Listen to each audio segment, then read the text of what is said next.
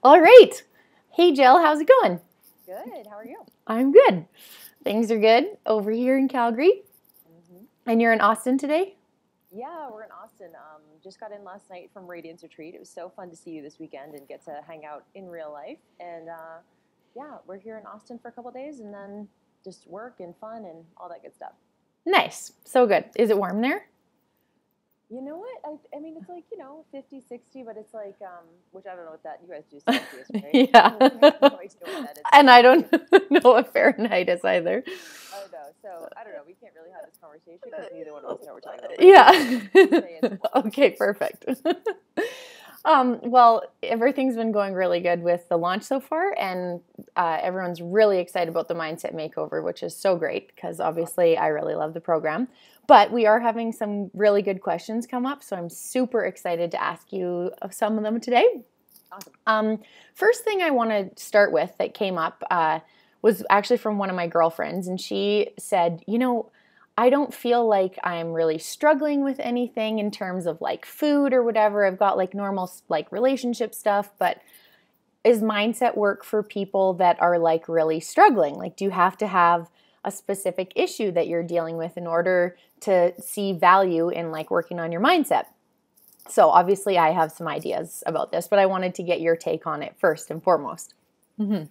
Yeah, it's really interesting. I remember the first time I actually went into a bookstore in the self-help section of the bookstore. I remember kind of like looking around and being like, is anyone watching me? Like looking at these books. And I felt like I had this, and it wasn't correct, but I had this preconceived notion that this was for people who were like really messed up, that this kind of stuff, personal development, positive psychology, whatever you want to call it, was for people who, really had real problems. And, so what I did was I slowly started and I didn't feel like I was in that category. I think that was the thing. But I said, you know what? I have an interest in this. So why don't I just explore it in the way that feels right for me? So what I did was I started with more of the sciencey type stuff. Yeah. I started with like positive psychology and like, I kind of slowly was like, oh, well, this is science and this is research. And it felt a lot more true for me. So I started with just the psychology stuff. And so over time, I was like, oh, there's something to this. The way we think about things actually does change our outcomes. And so then I was much more open to looking into things that are a little bit more what you and I might consider, woo-woo or something. Things I really enjoy, like Byron Katie or, Eckhart Tolle, or just different things like The Secret and those kind of things. And I don't really consider myself like religious or even really super spiritual. What I do believe in is myself. And I think that the mindset work that I've done over the last 5 years personally and with my clients to me, it's just about empowering the self. Because I think it's kind of changing how we view things from life is happening to us to we actually have a say in the way our life goes. We are always in control of our attitude. We're always in control of the way that we respond to things. We can never control outcomes, but we do have a say. And that was a huge shift for me. So for people who I think, of course, across the board, empowerment thinking or impossibility thinking is for everybody. Yeah. So even if you're not even if your exercise and your eating is pretty automated, and even if you're like a happy person, like I was, I felt like, felt grateful at times, but I did have some things where I didn't feel effective in my life, things that kept happening, themes that kept coming up. And it wasn't that it was a huge deal, but it was starting to get noticeable. And that's when I was like, there has to be something here. There has to be a way, something I can do so I don't feel so helpless. And that was really what it was for me. So I feel like definitely if you hear the word mindset or you hear the word like self-help or personal development, don't make it bigger than it is. It's just literally ideas. And for me, it comes down to self-empowerment. That's it. I totally agree. I mean, I think it's so funny because I was the same way. I didn't have this like huge problem that I was dealing with. I was frustrated. I think I could see that there were other people around me that like had maybe a little bit more fulfillment, or I perceived that they had more fulfillment than me. But really the biggest thing that I loved with working with you and really with going through the 10-week mindset makeover is that a lot of the examples and the things that we talk about are so normal. Like they're just everyday things, and how we can perceive things better or shift our perception so that we can actually be grateful all the time. And it sounds so corny, but it's like the idea of happiness. You don't really realize how kind of stuck in your like total normal human things day in and day out that you are until you start thinking a different way. And then you can really start to relate to a lot of the normal struggles that people have. So I really like that because I'm not super religious either, and or even really that spiritual. Like I like going to yoga and stuff like that, and I know lots of the Blast Fitness people do as well. But having this like other sort of pillar to our training, so it's not just about nutrition and it's not just about exercise. It's like this other piece that helps you be effective every day. I think one thing that I love is like this idea that I was really living a reactive life before, and now I'm living a creative life, which means that for me, it just means that I'm taking, everything that it comes and using it to my benefit instead of feeling like a victim of my circumstances. I did a webinar for the Blast Fitness Lifestyle Club ladies last week, and we talked all about victim mindset.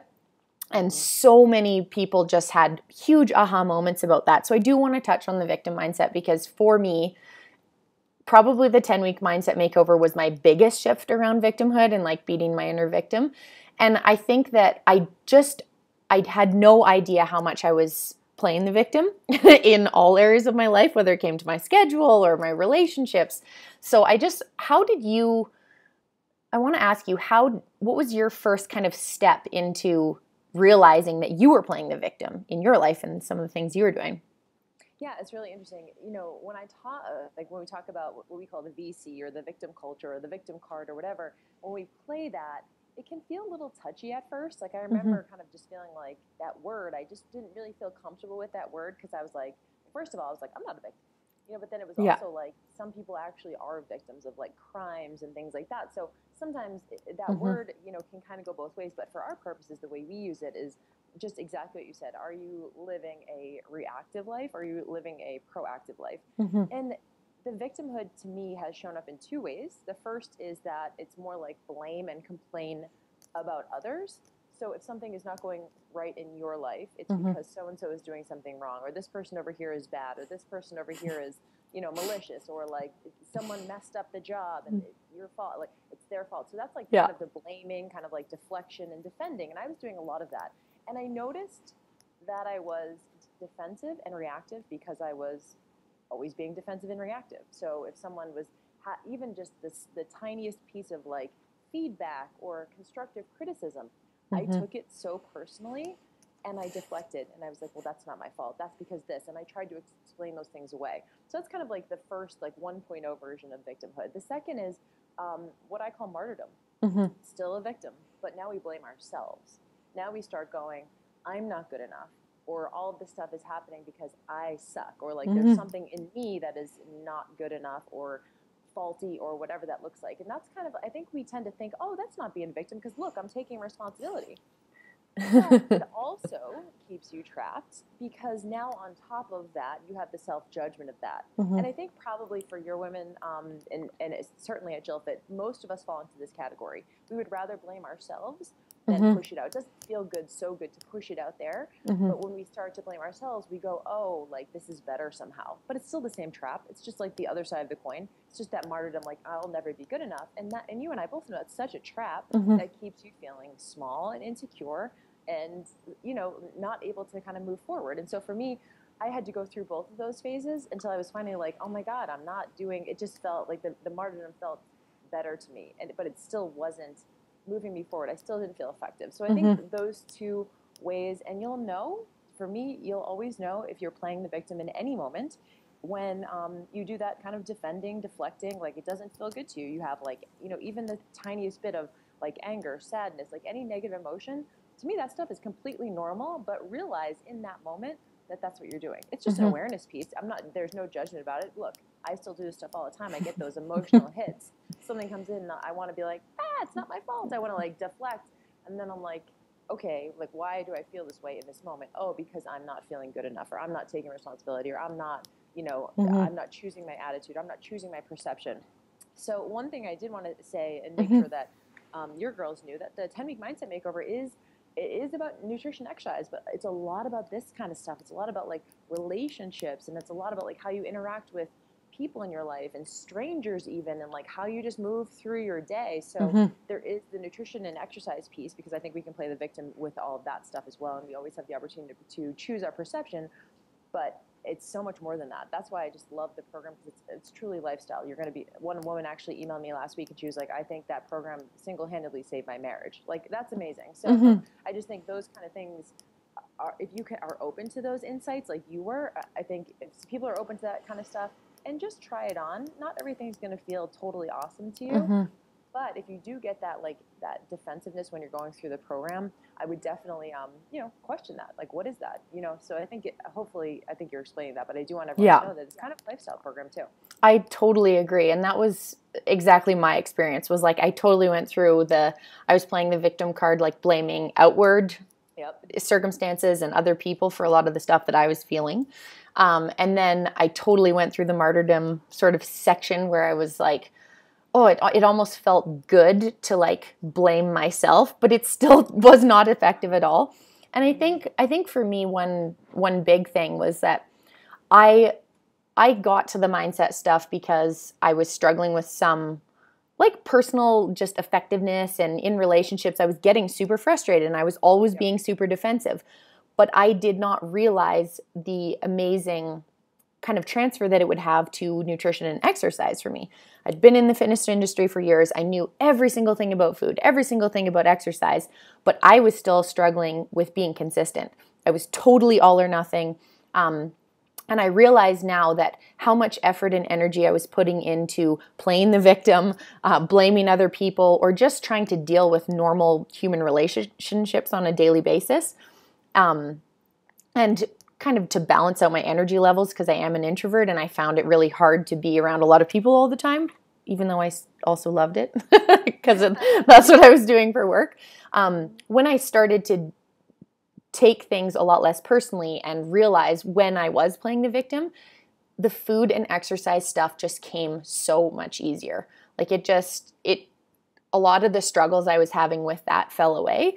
And I think that we just don't realize how much energy we put into the mindset stuff. We're unaware of it. And so then when we shift to awareness, which obviously is the first module of the program, right there, right away, you see how much energy you could be using on other things, on being a lot more effective. So one of the questions that I do have from some of our readers is, number one, it's kind of jumping into the nutrition stuff right away, which is really exciting, is how do you know when it's time to change it up? So like if you've been you're trying to stay, sustainable and be seeing satisfaction from the food choices that you're making, but how do you know, like, oh, how much weight am I supposed to lose in a week, or that sort of thing? And I know this is one of my favorite things, so I really wanted to hear your insight on it. Yeah, so sometimes it's really interesting. So I think that we tend to, and I did this for a long time too, we tend to want to change things up a lot because it feels really exciting and it feels really like organized. Like, I don't know about you, but I remember when I was doing a lot of program jumping and getting different meal plans from different coaches and asking what they thought and kind of gathering what I call the to-dos, like gathering all the things I'm going to do and all the rules I'm going to follow, like getting that stuff together. It felt really organized. So they've actually shown in research that people are more excited before they start the diet than when they're actually doing the diet. So like they're much more motivated than once they hit the ground and it's time to actually implement, they get like they can't do it, they get discouraged, they feel defeated because they can't stay on the plan, and then they go looking for another plan. So I think the idea of changing it up can be a little bit of a trap. That's kind of like the first kind of high level thing I would say, is just evaluate, do you need to change it up? Or could you just figure out a way that feels effortless to eat? So then the question becomes, what if I'm not getting results, right? What if what if my hunger, energy, and cravings is in check? What if I'm pretty, sustainably maintaining? What do I do? If I feel like, oh, I have like 5 or 10 pounds, 15 pounds, I still want to lose. Things feel pretty easy to me right now, but I'm not getting results. So I think that's what you were asking. Yes. And I get that question a lot because I love moderation and I love that kind of stuff. And they go, well, people ask, Jill, can you lose weight on doing eating moderately? And I think this is kind of tricky, but I think there's a very systematic way to do it. First of all, you have to get so do your people know HEC? Is your HEC in check? Yeah. So is your HEC in check? Hunger, energy, and cravings. You have to get to a point where that stuff is super, super on board for months, or actually months, before you can move into an attain phase, right? So you're in a maintenance phase. And before you can even attempt to get into an attain phase, you need to make sure that you are totally, everything is automated, feels good, you have the mental energy to be there, everything is effortless, and you're maintaining. And so these long periods of maintenance interspersed with these short periods of attainment. And that's the only way you're not going to rebound. Because you can't be like attain forever and ever and ever and not suffer consequences. That approach is not benign. So what I consider doing is having these ebbs and flows where you're here maintaining, and then you work a little bit harder, like with willpower, and then you attain for a little bit, like literally 4 to 8 weeks, and then you get your heck back in check, and then you have these long periods of time of maintenance. So literally, what would that look like? Within a year, maybe you have 4 to 8 weeks where you're in more of an attain mode twice, and the rest of the year you're in maintenance, and you worked and you play the diet detective to work to get hunger, energy, and cravings in check, and everything easy. So attainment for me is making one single change. So you can think about it like this: you're in maintenance, everything's good. Make one single change. That's going to take a little bit more willpower, right? A little bit more effort, a little bit more mental energy, time, whatever that looks like. But just that single change, you'll be much more likely to implement it. And you can also track it, right? If you only do one thing, you can always measure it and see, is this working? So once you make that single change, I recommend people start with an exercise change first, because nutrition is a little trickier. So if your nutrition is good, your heck is in check, make a change to your training. So if you're doing more like heavier weight training, maybe do some metabolic conditioning or a couple of sprints, change that up first, and then watch what happens. And you're going to have to watch your heck, right? Because even if you increase your exercise, you change your exercise, those things can come out of whack. So it has to be very systematic. And I know for us, like, we're kind of at this place, but for a lot of people, it feels really like slow. It feels really slow because people come to us and they're like, I need to lose 15 pounds right now. I understand the urgency, but that's the mindset, right? So when I say mindset, I just mean perception. Your perception of the process needs to be that it's going to take a while, that it's not going to be linear and predictable, that it's not going to be like constant. You're constantly losing weight. You're constant, and that's just how you choose to perceive the process. So the guest post that went out this week was all about that. It was like, how do you perceive the process? And so telling someone it might take you a year to lose 10 pounds or 15 pounds feels like a long time. But when you put it in perspective, if you could keep off those 15 pounds forever because you did it the right way, what's a year? I mean, we've been dieting for like 10, 15, 20 years, yo-yoing. What's one single year to put into the process to really figure it out? And then once you do that, you never need another plan. You never need to switch things up because it's just very systematic. I'm going to do this one thing differently. I'm going to watch my heck. I'm going to measure my results, and then I'm going to get right back into maintenance mode for a longer period of time. Then I go into attain mode, short amount of time. So I hope it's kind of like this. Totally. And I think I love that explanation, because I remember back to when I was ready to throw my hands up in the air and be like, okay, I'm done doing this all or nothing, like eat super clean Monday to Friday, and then like go all out on the weekends because I just cannot maintain this anymore. And like my biggest thing was, I'm just going to focus on my heck, right? I'm going to get my hunger, energy, and cravings balanced. Perfect. That's where I'm going to start. And if it takes me 2 years to do that and I don't lose a pound, whatever. I just want to feel better, sort of thing. So that's where I started. And I think it took me probably at least 6 or 8 months, right? And I don't really weigh myself, but I take like progress photos and I took measurements and stuff like that. And it was totally like this. It would be like, oh, I'd really like see some results, and then nothing would happen. And then I'd see some results and then nothing would happen. But when I look back at that whole entire year, I probably lost 2 or 3 pounds of body fat. Like, that's it. So not very much. And then, so I always tell my ladies, I'm like, how sexy and exciting is it if I was like advertising a plan that's like, you can lose 5 pounds of body fat in 2 years? Everyone would be like, ugh, I'm not signing up for that. That sounds terrible. No. But like, then it works, right? And then you've got the habits and you've got the mindset to go along with it that it's actually going to stick. So then it's been, a couple years, and I don't feel like I'm riding that roller coaster anymore. Like, there's natural changes. I was going to say, I don't think you can put a value on sustainability. Like, I think that really is the key. And for me, my history was yo-yoing up and down, literally 15 to 20 pounds a year. Like, I would lose and I would gain, I would lose and I would gain. 15 to 20 pounds every single year for like 5 or 6 years straight. Mm-hmm. The last 3 years or 4 years has been the first time in my adult life that I literally just stayed like this. And it's just, so to me, maintenance is success. Yeah. Because then once you're in a place, like you said, where your heck is in check, once you're in that place, now we're cranking. Like now I have the opportunity, I have the mindset, it's clear, I have the mental space to make a single change. Whereas when I'm changing a bunch of things all at once, I'm like, I don't even know what's, I can't even track what's happening, what's not happening. There's so many things. So I think the urge to jump on a plan or change things up, first ask like why, and then second go, only do that if your heck is in check. That's the only way you should change things up, is if your heck is in check. If it's not in check, get it in check first, spend some time there, then go into it. Such a good reminder. Yeah, that's really awesome. And I think it's something that, it's not that challenging to know if your heck is in check or not. Like you're either dealing with insatiable hunger or you're not. You either have balanced energy levels or you don't. Or you either have like cravings all the time or you don't. So it's a really good reminder for us to just always have that kind of pillar to go back to. Yep.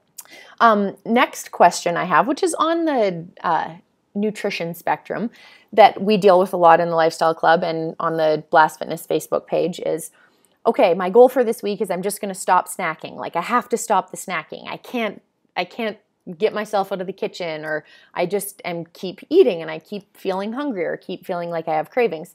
So obviously we can approach it from like the physiology side of things. Are we eating enough protein at our meals? Are we having enough water? All of those sorts of things. But I wanted to approach it from the mindset perspective of really of awareness, because to me, I feel like the times when I have been doing like the continuous meal, like continually snacking, it's because I am not dealing with something else. And so I don't have awareness around that. And I keep going back to food to like cover it up or kind of distract myself from whatever mindset issue I'm dealing with. So I wanted to get your insight on that. Hi, Jen.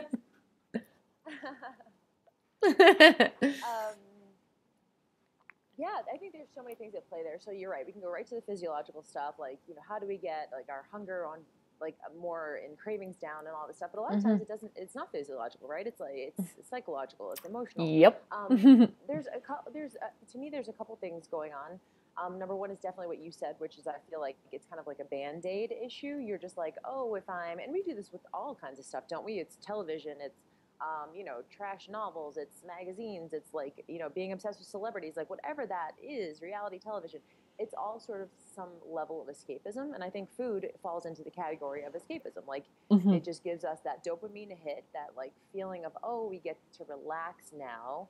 And I don't know about you, I'm sure your girls listening are like, they have that like one food or that one routine that like when they do it, it's just like, it makes them feel so like just relaxed. And fun, and food is fun. And, like, so like, I don't know that we'll ever get away from that, because there are I think we'll always have those kind of things. So it's about kind of picking and choosing your battles at that point. For me, it is always like, what are my non-negotiables? What are the things that I want to keep in my diet? And if it's something that would be like a blatant, like probably not the healthiest thing, figure out ways, like you said, to be more aware and mindful around those foods. It's not that any food is not permissible. I hate even saying putting things on a forbidden foods list or restricting things. Yeah. But you do have to be smart. And so how do you do that? For me, the mindfulness piece is huge. And by the way, I'm like not against snacking. I absolutely like love snacking. Same here. It's just about picking and choosing. And I think that sometimes what you're talking about, like the nighttime eating and the continuous meal, it's because, and this is such a weird thing to say, but I've been thinking about this a lot actually. It's the same feeling that we get on Sunday nights when it's about to be Monday morning again, and we go, oh, I better make sure I really eat everything I want to Sunday night, because it's Monday tomorrow and I got to make sure I'm back on plan on Monday. I think, and I'm playing around with this idea, but I'm thinking there's something in there where nighttime eating, of course, our willpower is a little more drained, but at some point we know the night ends. Like at some point we're like, oh, the night's going to end, so there's only so much we can eat, because then we go to bed and then we wake up and it's the morning. So I think like that's kind of going on a daily basis, because how many of us do that? We wake up the next morning and we're like, oh my God, I can't believe I did it again last night. So I think like and then we're doing that day after day, and then we do it week after week. Oh my God, every Sunday night we're like, I can't believe I did it again. We wake up Monday morning, it's time. So I think that's happening kind of on a daily basis. So our willpower is drained. But there's also a feeling of urgency, because we feel like the treats are finite. Like at some point it's going to be morning again. And when it's morning, we have no excuse. We have to be good when it's morning. We have to it's like reset time. Yeah, and it's the same idea about Monday. So I don't like the idea of, so it's an abundance mindset, really, right? Yep. We can have any food at any time, like wake up in the morning and have chocolate for breakfast. Like if you allow yourself the mental place that's okay. And to me, that's more of like an abundance mindset. That's more of like a newer, it's not, I don't know that that's necessarily in the 10-week program, but that's kind of a newer thing that we've been doing at Jill Fit, and I know you've been talking about that with your girls too. So there are so many things at play there, but I think that snacking is fine. I just think about, I have something called intermittent sampling that I use, which is if I have something that I really enjoy eating at night, I'll have a little bit of it and then I'll put it back. And even if I put it back for just 10 minutes, it's fine. I'll go back 10 minutes later, have another bite of it. If it's like, a pint of ice cream or something. So it's like, and then I put it away and I give myself maybe 20 minutes next time. And then I go back and and what this does over time, right? So you're like, oh, by the end of the night, I might have eaten the entire pint. But what it does over time is it just teaches you that like, you don't have to finish everything. You don't have to polish it all off. And it's interesting, because we've been working at Jill Fit with the Food Obsession Boot Camp, and a lot of the ladies are saying, oh my God, I'm able to have ice cream in my house for more than 2 nights. And it's amazing. So I think there's so many kind of mindset things and perception things in that. Yeah. But I do think it's somewhere in the realm of not having some sort of forbidden foods list, or feeling as if like food is not available or abundant, or something in that like abundancy, scarcity. Yeah, place. totally. Like feeling like you need to control yourself around snacking. For me, one thing that's worked really well is the idea that like, if I try what you're saying, like, oh, this idea that I can have whatever I want, like, I think a lot of people are really scared, because they're like, well, obviously I know that's going to lead to me just eating chocolate for breakfast every day and having, cake for lunch and having ice cream every night. I mean, obviously, and I know because we've tried it, that's not what happens, because that doesn't really feel very good either. But just having this idea that you can try a different way of operating, like throw out the forbidden foods list, practice this abundance mindset. And if you don't like it, if it doesn't work for you, you can always go back to the way you're doing it right now. Yep. Right? Yep. Like I mean, I think that's it's always there. That's like the scarcity mindset. Oh my God, if I make this change, because it feels really scary to take and to try a new way. But my whole thing is the way you're doing things isn't working either. Yeah. It just feels like humans are weird, right? We would rather do something that's familiar, that's not working, than try something that we're not sure if it works. But you know what I mean? Yes. I think, like you said, and you and I both obviously had this experience, and I think the people that you've worked with and me who have actually done it, like it's almost like, I can't believe it's actually working. Like that's the feeling that you get. But you do have to have that little bit of courage. And for me, I just got to the point where I was like so sick of the way I was doing things that I was like, I don't even care if I gain 20 pounds. I just don't want to be doing it like this anymore. And to my delight, it absolutely did not happen. But I think it takes that little bit of courage. And like you said, you can always go back to the deprive. You can always go back to the self-disgust and the beratement. And, you can always go back to all of that. So why not try a new way? Yeah, exactly. I want to shift it up just a little bit here. I had a great question from one of our Lifestyle Club members, and she asked, I don't know if this is in the mindset realm, but I feel like I have to develop like a thicker skin, sometimes at work, sometimes in my relationships. And I really resonated with that because to me, immediately what came up is like how personally we can take things, right? So like when someone says something to you at work about like a project you did, or makes a comment about the way you are, or the way you act, and we immediately like take it so personally, and then we feel like, oh, I need to like create this thicker skin so that I can like deal with these things better and stop taking it so personally. So did you have like a pretty big shift with changing how you took things personally? Yeah. And so that goes back to the defensiveness, right? So like if you find yourself, if someone even is talking to you about something that you were a part of, and you start to get this emotional hit. Like, I'll give you an example. This is an example from the program, but I think this is really relevant. And this is just like, and I think you guys can probably get this. Mm-hmm. So one of my insecurities was for a long time, and a lot of like shame and things like that around not being like what I would consider like domestically capable, like making, like being like cleaning the house, and like I'm a super messy person. I'm not that great about cleaning. I hate to cook, like all those kind of like traditional things. And I think it's fine. I've worked through a lot of that stuff, but I did, without even knowing it, had a lot of shame around those things. So for example, if my husband just made the comment, oh, there's no clean glasses, right? Mm-hmm. Like in the kitchen, there's no clean glasses, which was a fact. There were actually no clean glasses. But I would take that to mean I wasn't cleaning the dishes enough. I wasn't like a good wife. I should have been on that. I should have known. I should have like looked at, and I don't know if I think it's more of a perfectionist thing that we have, Mm-hmm. where like I took that on instead of just being like, what he said was absolutely a fact. Yeah. There's no like, Jill, you're a bad wife, or like, how come the glasses weren't, ready for me when I was ready to have a drink? Like, but we do all of that stuff. So Mm-hmm. even if it's like, another example would be, I don't know, maybe going out to organizing a group dinner, Mm-hmm. and like maybe something happens with the restaurant and it needs to like be canceled or pushed back or something. Like we take that on, Mm-hmm. even though it's not us, Mm-hmm. right? But we feel responsible because so I think maybe that's what you're talking about. It's those kind of things that if you start to feel yourself taking those things on that actually are not about you, Mm-hmm. that's where there's some internal work to be done. Mm-hmm. And so I don't know, it's so much I need a thicker skin, because to me having a thicker skin is like, I'm going to tell this person off, and like, because that's still defending, right? That's still like, I'm going to fight fire with fire.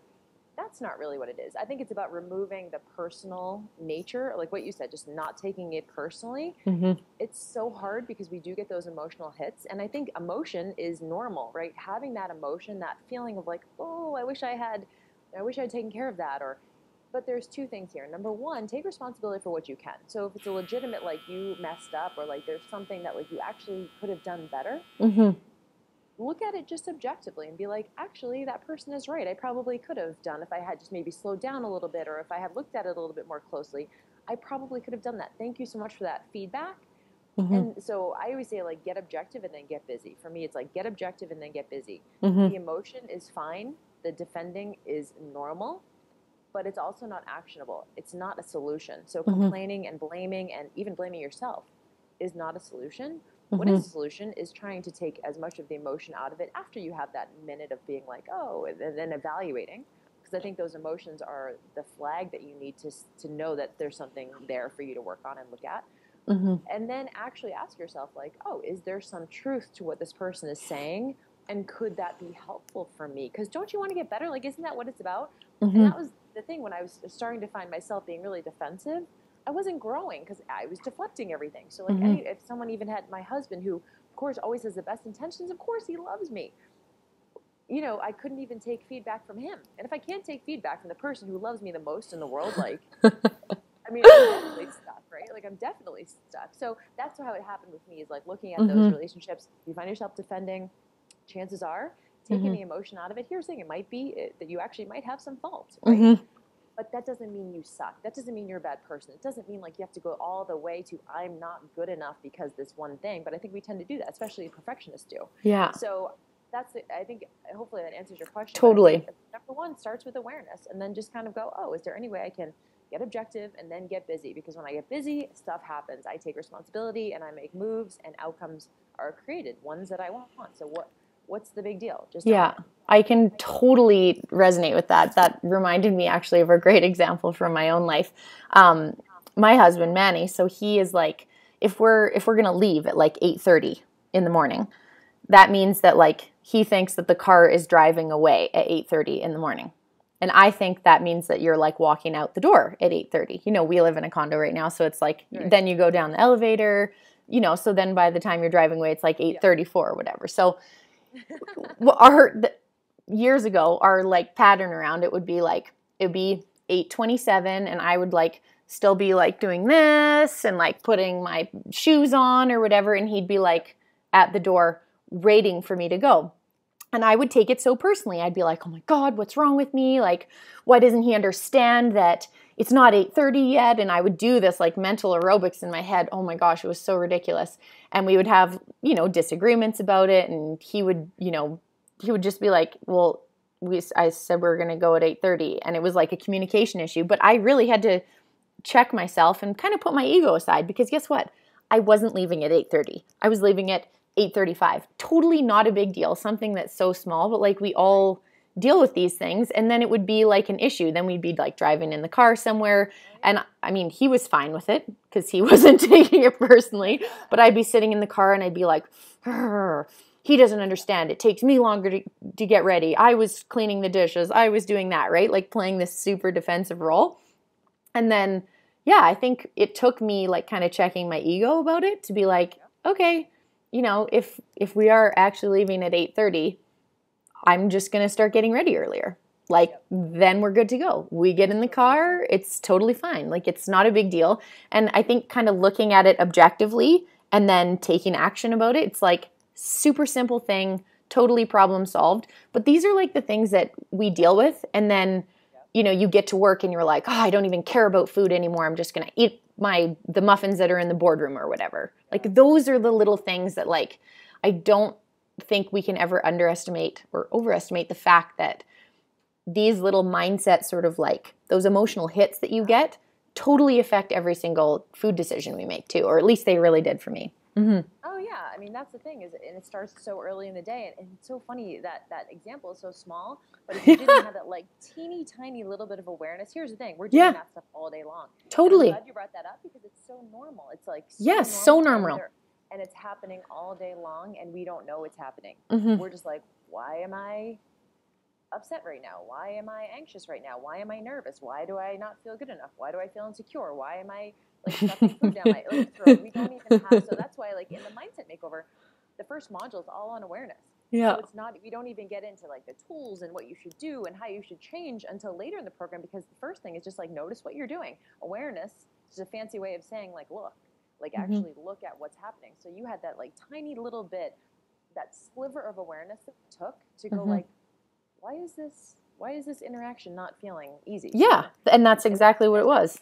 The first little piece is just go, why am I? And to me, it always comes down to that negative emotion. Like anytime you're like blaming someone else or you're blaming yourself, in that moment, there's something to tease out there. Mm-hmm. It's so funny because when I've been working with you for a long time, and it would be like, you would say this thing about like emotional hits, and I totally like logically I knew what you meant, but it took me a long time to get the awareness piece of that, so that, like the example of I'm in the car and I'm like, oh, he doesn't understand, or, we all do that, right? We all do that. They don't understand or they don't get me. And like that, for me, that was just like a negative emotion that would come up. So then instead of always putting the blame on the other person, I would just be like, okay, what about my belief system am I doing that is making this all about me? Or like, how am I taking this personally? Or how can I like get through this super normal frustration, no one understands me sort of feeling that everybody has? And because I don't want to live like this. But it took the awareness to feel that first. Yeah.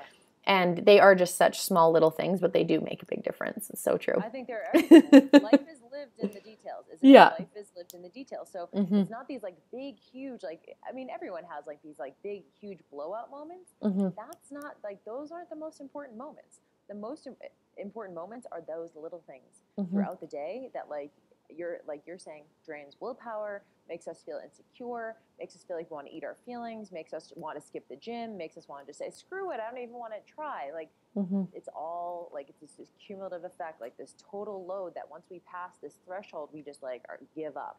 And so if you can manage and learn that kind of stuff and, like, just a little bit, be a little bit better, now all of a sudden you get to work and you're good, right? So because you've already dealt with that. Then you get to lunch and, like, you're still pretty good.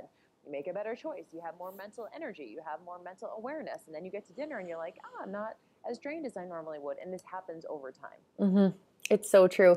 One final thing I just want to say is we talk about this so much in like the online space, but I think it has so much translation to mindset, is like the idea that things happen gradually, suddenly. And it's so true because I think I've really been like paying more attention to mindset for a few years now.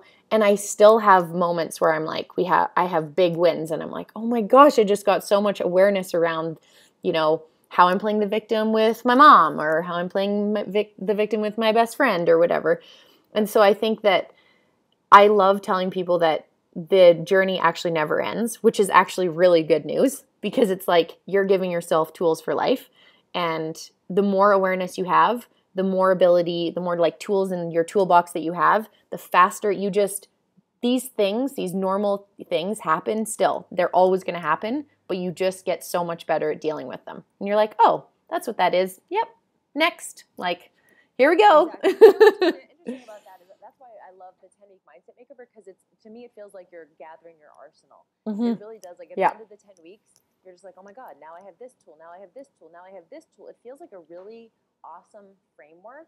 I don't know about you. When I first started doing this work, I was like, oh my God, this is a solution. Like, this is actually something that feels effective.